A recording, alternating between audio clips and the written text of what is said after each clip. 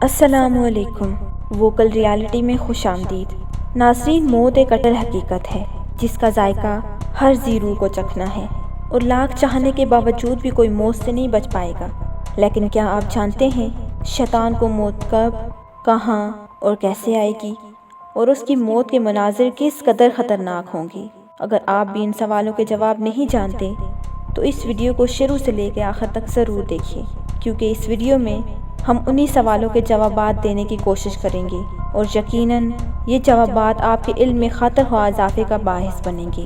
ناظرین، شیطان آدم کو حکم سجدہ کی نافرمانی کی وجہ سے خدا کی لعنت کا مستحق ہوا اور جنت سے نکال دیا گیا، اور پھر اس کی قیامت تک رہنے کی درخواست کی بنا پر اللہ نے اسے وقت معین تک رہنے کی مہلت دی، جس پر اس نے قسم کھائی کہ وہ قیامت تک مسلمانوں کو گمراہ کرنے کی مکمل کوشش کرتا رہے گا، اور وہ اس مہلت میں انسانوں کو بدی کی طرف دعوت دے گا، لیکن کسی کو اس کام پر مجبور نہیں کرے گا، اور پھر آخر کار اس کے پیروکار جہنم کا ایندھن بنیں گے۔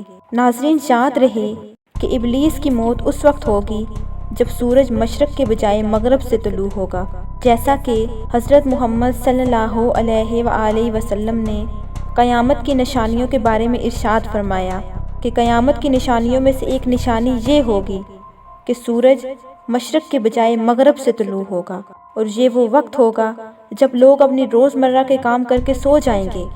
یہ رات 3 راتوں کے برابر ہوگی، اور جب لوگ سو کر اٹھیں گے تو وہ دیکھ لیں گے کہ رات ابھی بھی باقی ہے، لہٰذا لوگ پریشان ہو جائیں گے کہ رات ختم نہیں ہو رہی۔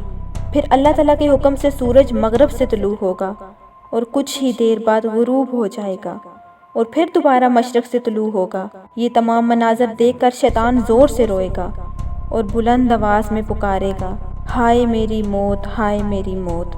یہ سن کر شیطان کے چیلے اسے کہیں گے کہ ہم نے ساری زندگی تم کو ایسی حالت میں نہیں دیکھا، تو آج ایسا کیا ہوا کہ تمہیں اپنی موت کی یاد آئی؟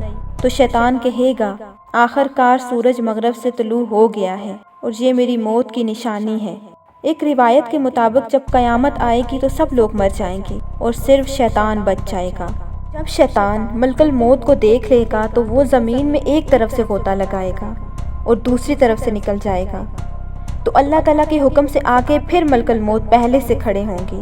شیطان وہاں سے غوطہ لگائے گا دوسری طرف جانے کے لیے، لیکن پھر بھی سامنے ملک الموت ہوگا۔ اس طرح شیطان زمین کے چاروں طرف غوطہ لگائے گا، مگر اللہ تعالیٰ کے حکم سے ملک الموت ہر طرف پہلے سے کھڑے ہوں گے، جس کے بعد شیطان پریشانی کے عالم میں ملک الموت سے کہے گا، تم مجھے کہاں لے کر جاؤ گے؟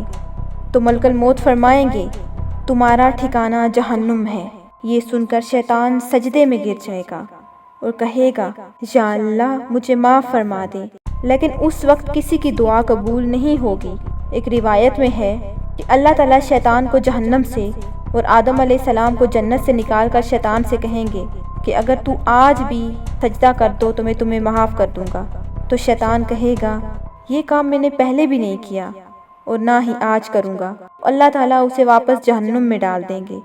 انس بن کیف فرماتے ہیں، ایک دفعہ میں حضرت عمر رضی اللہ تعالیٰ عنہ سے ملاقات کے لیے مدینہ گیا۔ جب میں مدینہ پہنچا تو وہاں لوگوں کا مجمع لگا ہوا تھا، اور حضرت کعب ابا رضی اللہ تعالیٰ عنہ اس مجمع سے مخاطب تھے اور فرما رہے تھے کہ آدم علیہ السلام نے اللہ تعالیٰ سے عرض کی، اے میرے پروردگار، میرا دشمن ابلیس میری موت سے بہت خوش ہوگا، کیونکہ وہ قیامت تک زندہ رہے گا۔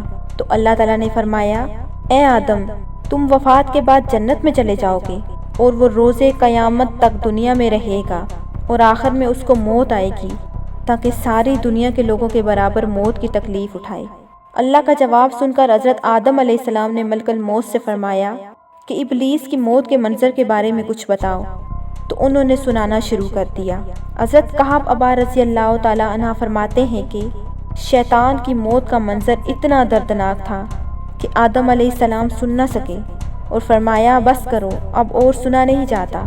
حضرت کعب اتنا فرما کر خاموش ہو گئے تو لوگوں نے درخواست کی کہ ہمیں بھی شیطان کی موت کا منظر بتایا جائے۔ پہلے تو کعب رضی اللہ تعالیٰ عنہ نے انکار کر دیا۔ جب لوگوں نے بے حد اصرار کیا تو آپ نے فرمایا کہ جب قیامت قریب ہوگی تو لوگ حسب عادت بازاروں میں مشغول ہوں گے، پھر اچانک ایک زوردار دھماکہ ہوگا جس سے تمام لوگ مارے جائیں گے۔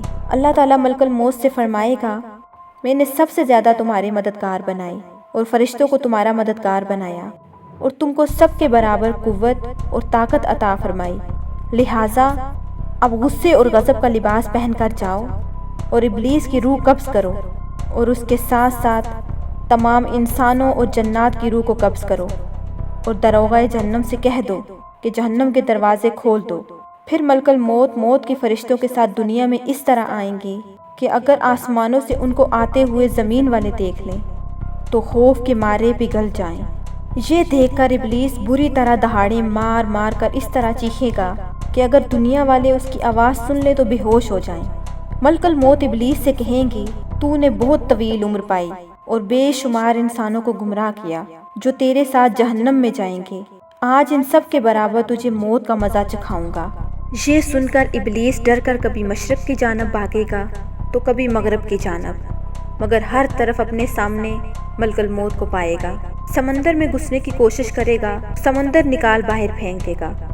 آدم علیہ السلام کی قبر کے پاس کھڑا ہو کر کہے گا، اے آدم، میں تمہاری وجہ سے ملعون و مردود ہوا، کاش کہ تم پیدا ہی نہ ہوئے ہوتے۔ پھر ملک الموت سے کہے گا کہ میری جان کتنی تکلیف اور سختی سے نکالو گے؟